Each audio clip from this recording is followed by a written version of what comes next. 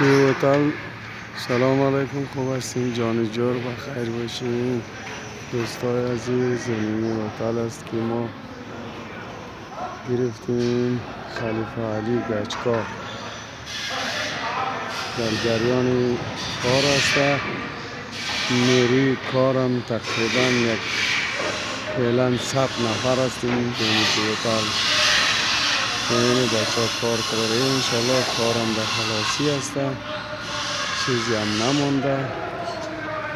انشالله یه هتل است از جلیل احمد، به نام جلیل احمد و فضل احمد میگه. دو بیادرها کار میکنه و حساب کاری ازشان گفتم که اینی هم حساب چپشان است. این سالن اول است،